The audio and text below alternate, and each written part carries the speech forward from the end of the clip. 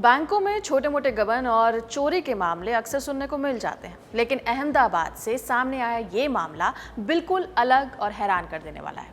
यहाँ एक ऐसा कांड हुआ है जिसने पूरे बैंकिंग सिस्टम की सुरक्षा व्यवस्था पर ही सवाल खड़े कर दिए हैं।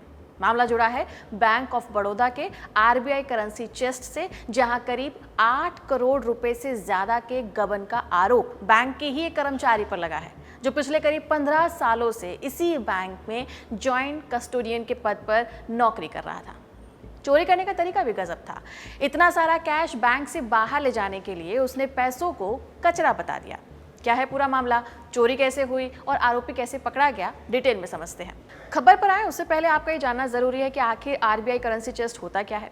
ये कोई नॉर्मल बैंक लॉकर रूम नहीं होता है। ये वो जगह होती है जहाँ पे बल्क में कैश रखा जाता है। आरबीआई के ऑथराइज्ड बैंक्स जैसे कि SBI, bank of Baroda, PNB, bank of India, Canara bank और कुछ कोऑपरेटिव बैंक्स में नए नोटों को बैंकों तक पहुंचाना, पुराने या खराब नोटों को वापस से लेना और पूरे इलाके में कैश सप्लाई को सही तरीके से चलाने का काम इसी का होता है। तो आसान शब्दों में अगर मैं आपको समझाऊं तो वो ये कि ये एक तरह का कैश वेयर हाउस है जहां से नोटों का फ्लो कंट्रोल किया जाता है। भारत में ऐसे लगभग 4000 से ज़्यादा करेंसी चेस्ट हैं जो कि समय के साथ साथ बदलते भी रहते हैं और पूरे देश में फैले हुए हैं। अब बैंक में जहां इतना कैश रखा जाता है तो वो जगह हाई सिक्योरिटी जोन होती है। कम ही लोगों के पास अंदर जाने का एक्सेस होता है। वहां से किसी के बाहर जाने या अंदर आने के लिए प्रॉपर अप्रूवल लेना ज़रूरी होता है और इसके अलावा पूरे हिस्से में कई सीसीटीवी कैमरास लगाकर मॉनिटरिंग की जाती है। मतलब यहाँ गलती की कोई गुंजाइश होती ही नहीं है। इस जगह की जो जिम्मेदारी होती है वो जॉइंट कस्टोडियन को दी जाती है, यानी कि ऐसा शख्स जो बैंक का ट्रस्टेड स्टाफ होता है, जिसे आरबीआई नियमों के तहत 2 लोगों की जॉइंट रिस्पॉन्सिबिलिटी में कैश की सेफ्टी, काउंटिंग और वेरिफिकेशन के साथ साथ मूवमेंट कंट्रोल की जिम्मेदारी दी जाती है।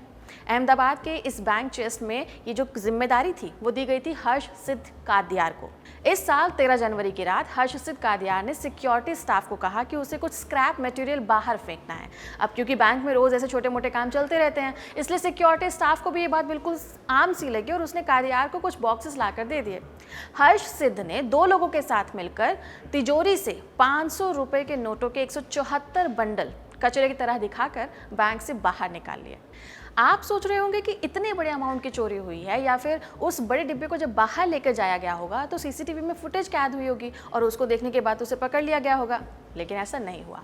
हर्षसिद्ध ने प्लान किया था कि सीसीटीवी फुटेज अपने आप 90 दिनों में या तो डिलीट हो जाएगी या फिर ओवरराइट हो जाएगी। इसलिए उसने प्लान बनाया कि वो 3 महीने तक बिल्कुल नॉर्मल बिहेव करेगा, रोज बैंक आएगा, काम करेगा और किसी को शक नहीं होने देगा।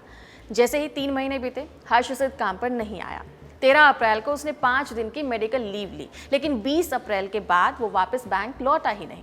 हर्षसिद्ध को लगा कि वो अपनी प्लानिंग में जीत गया है, लेकिन कहानी में यहीं पर ट्विस्ट आ गया, क्योंकि यहाँ पर आ गया था ऑडिट फेज। बैंकिंग सिस्टम में समय समय पर पीरियोडिक ऑडिट किया जाता है, जो कुछ दिन या महीनों के अंतराल में होती है। इसमें cash balance, records, physical cash stocks को एक साथ मिलाकर अच्छी तरह से जांचा जाता है। इसका मकसद यही है कि किसी भी तरह की अगर गड़बड़ी होती है, कमी होती है या मिसमैच होता है तो उसे तुरंत पकड़ में लाया जा सके। शुरुआत में तो ऑडिट करते टाइम रिकॉर्ड्स में पहले तो कोई गड़बड़ी नजर नहीं आई, क्योंकि कादियार ने कई बार आरबीआई के ई कुबेर पोर्टल पर फेक बैलेंस सर्टिफिकेट अपलोड किए थे, जिससे बैंक का फाइनेंशियल डेटा रेगुलेटर्स को बिल्कुल सही लगा। लेकिन जैसे जैसे डिटेल वेरिफिकेशन हुई, क्रॉस चेकिंग आगे बढ़ी और कैश चेस्ट के फिजिकल स्टॉक को सिस्टम एंट्रीज से मिलाया गया तो करीब 8.7 करोड़ रुपए का मिसमैच मिला। पहले लगा कि शायद अकाउंटिंग एरर होगा या डॉक्यूमेंटेशन की मिस्टेक रही होगी, लेकिन बाद में क्रॉस वेरिफिकेशन और सीसीटीवी फुटेज चेक करने का फैसला लिया गया और यहाँ हर्षसिद्ध फंस गया। उसे तो लगा था ना कि 3 महीने में फुटेज स्क्रैप हो गई होंगी, लेकिन ऐसा कुछ भी नहीं हुआ था। सीसीटीवी फुटेज में दिखा कि हर्षसिद्ध एक बॉक्स को लेकर बैंक से बाहर जा रहा था, तो बैंक मैनेजर ने 15 मई को पुलिस में शिकायत की। पुलिस ने जल्दी ही हर्षसिद्ध को गिरफ्तार भी कर लिया।